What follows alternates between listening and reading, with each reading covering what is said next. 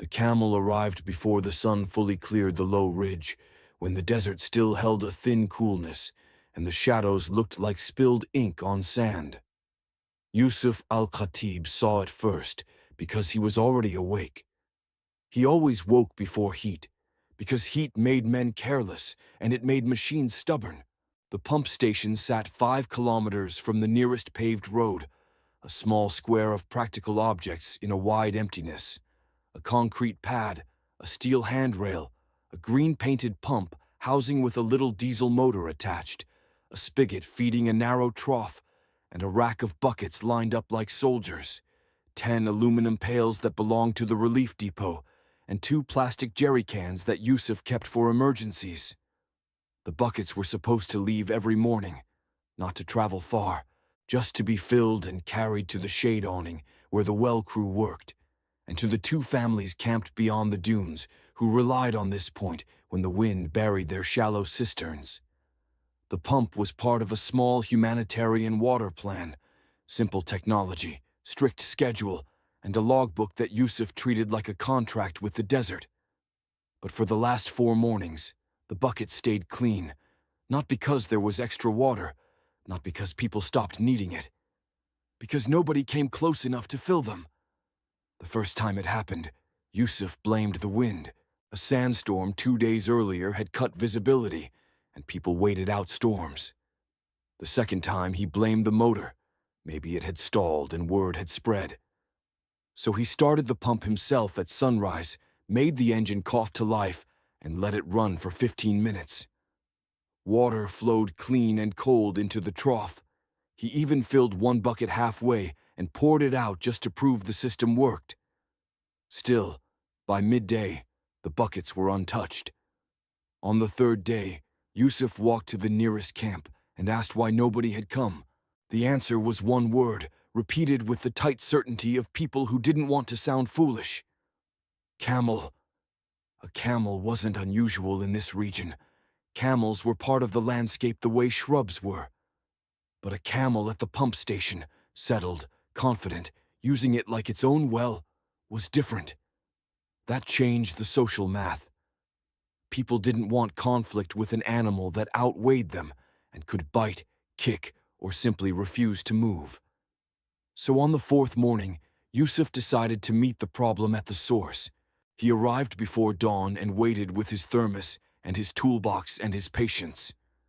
The camel came out of the half-light like a slow ship on sand, tall, pale tan, 1 hump rising like a dune of muscle. It wasn't skinny. Its coat looked healthy, thick at the neck.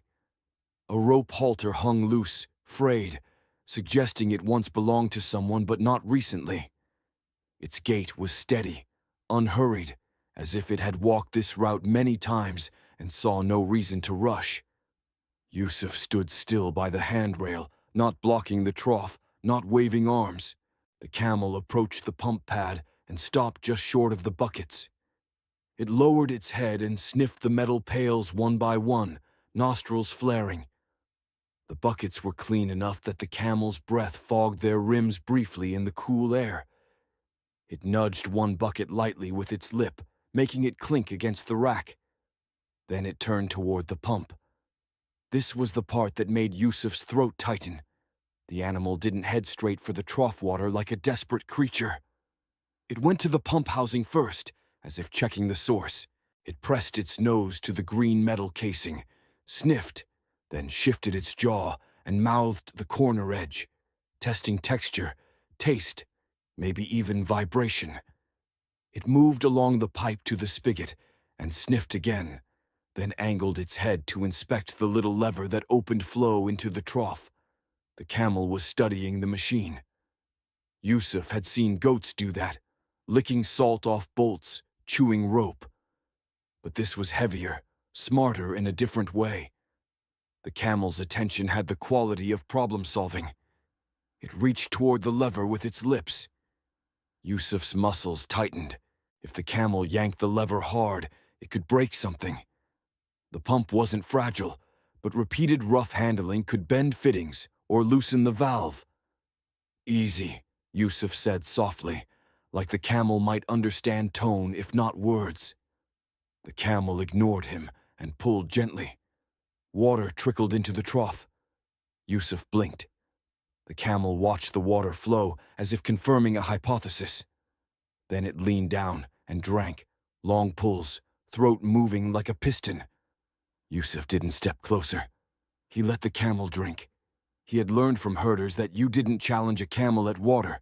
Water made animals stubborn because it made them feel entitled. And this camel looked very entitled. When it finished the first drink, the camel raised its head and stared at Yusuf. Not a blank stare, a measured one. Yusuf held still and kept his gaze soft, not aggressive. He felt absurdly like he was negotiating without language. The camel shifted its weight and moved toward the bucket rack again. It sniffed the clean pails, then nudged the nearest one harder this time. The bucket tipped slightly, then settled back. Yusuf understood the message in his bones. These are mine too. Or, at least, these belong to the water place. And the water place, in the camel's mind, belonged to whoever could stand on it longest. By sunrise, the camels still hadn't left. The first people who normally arrived, two brothers with a donkey cart, appeared at the far edge of the track, silhouettes moving toward the pump. Yusuf saw them stop when they noticed the camel. They spoke to each other, then backed away without coming closer. Yusuf raised a hand to signal them. He couldn't shout across distance. The wind would eat it. He stepped away from the pump pad slightly, making a wider space, and gestured with his arms low and calm. Wait. The brothers didn't approach. They stayed back like the camel was a boundary line. Yusuf felt frustration rise. The camel wasn't attacking. It wasn't charging. It was simply occupying the place so confidently that humans were choosing caution over water. He couldn't blame them. A camel could injure a person without meaning to. And if it was a lone animal, escaped, feral, or abandoned, it might be unpredictable. The bucket stayed clean because people wouldn't risk being near the animal long enough to fill them. Yusuf's mind shifted into solution mode. He didn't need to win against the camel. He needed to change the routine so humans could use the pump safely without provoking the animal. He walked slowly to his storage box and pulled out an old coil of rope and two bright orange traffic cones, leftover from a road repair project that had never happened. He also had a small bag of dates in his pack, emergency food that had become desert currency.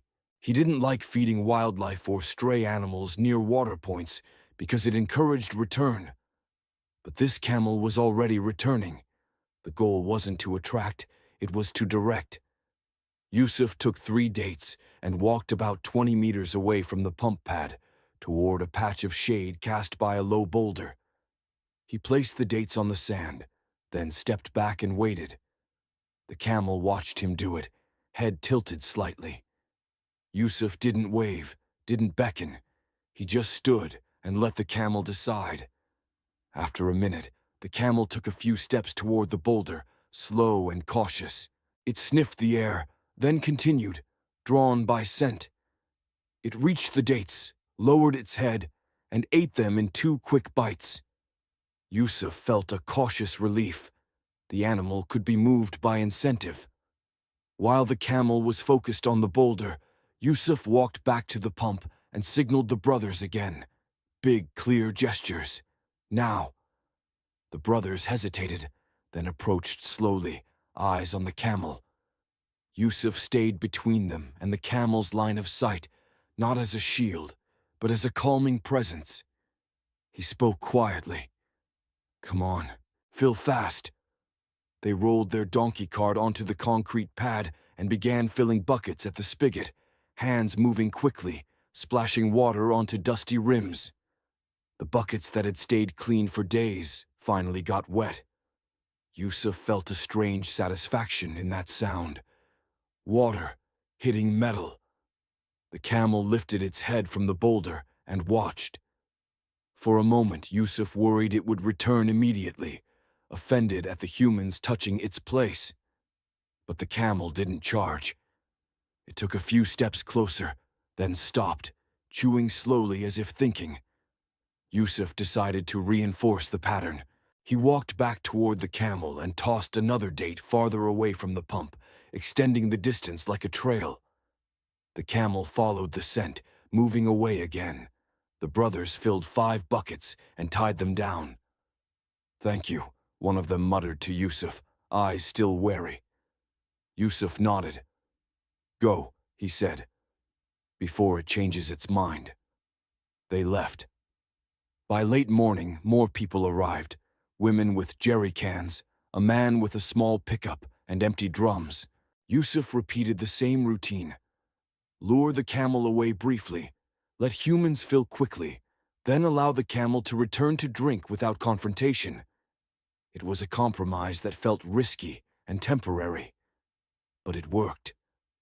Until the camel decided to test the system again. Near midday, when the sun began to bake the concrete pad hot enough to shimmer, the camel returned to the pump and didn't just drink. It stepped onto the pad and pressed its nose to the lever again. It pulled harder this time, opening flow fully. Water gushed into the trough, splashing over the edge, spilling onto sand. The camel drank, then paused and watched the spill as if fascinated.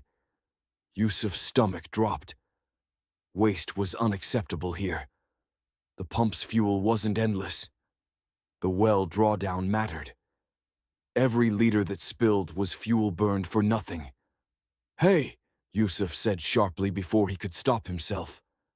The camel flinched slightly at the louder tone, then looked at him with an expression that was almost offended. Yusuf forced himself to soften again.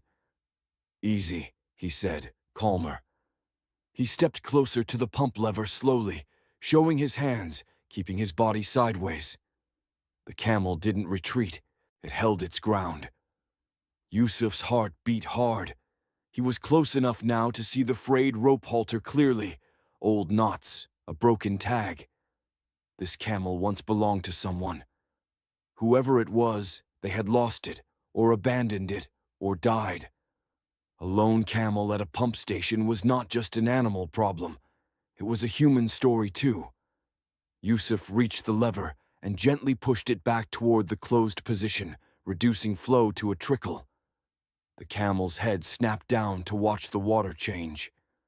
It huffed, a low breath. Yusuf held his position, hand on the lever, eyes on the camel's shoulder, not its eyes. The camel stepped forward 1 pace. Yusuf's throat tightened. Then the camel stopped, lowered its head, and drank from the trough anyway, accepting the smaller flow. Yusuf exhaled slowly. He hadn't won, but he'd set a boundary. The camel had tested the desert pump, and Yusuf had learned what the test meant. The animal could operate the lever, could control the water, and was beginning to see the pump as something it could manipulate, not just use. If that continued, the buckets would stay clean again, because people would stop coming, or the pump would break, or someone would try to chase the camel off and get hurt. Yusuf looked out over the track and saw another figure approaching in the distance. An older herder named Salim, walking with steady steps, a long stick in his hand and a coil of rope slung over his shoulder. Relief washed through Yusuf. Salim was one of the few people who could handle camels without drama. When Salim reached the pad, he took one look at the camel and nodded slowly. "I know this one," he said. Yusuf blinked. "You do?" he asked. Salim pointed at the frayed halter. "Belonged to Farouk," he said. "He died last season. The camel went wandering." Yusuf felt the story sharpen into focus. "Can you take it?" he asked, hopeful. Salim's eyes stayed on the camel, respectful. "Maybe," he said, "but not by force." The camel lifted its head and looked at Salim differently than it looked at Yusuf. More attention, less dismissal. It recognized something in Salim's posture. Salim stepped forward slowly and spoke in a low tone, not words Yusuf could hear clearly, but a rhythm that sounded like familiarity. The camel's ears moved. It didn't back away. Salim reached out and touched the halter rope lightly. The camel let him. Yusuf let out a breath he'd been holding for days. If Salim could lead the camel away, back to a herd, back to a routine, then the pump station would become human space again, and the buckets could finally stop staying clean. But as Salim began to coax the camel toward the track, the animal paused and turned its head back toward the pump. One last look, not longing, calculation, as if it had already decided. This water place is part of my map now, and Yusuf understood that even if Salim led it away today, the real work would be changing the routine so the camel didn't return tomorrow to test the pump again, because once an animal learned it could control the lever, it wouldn't forget.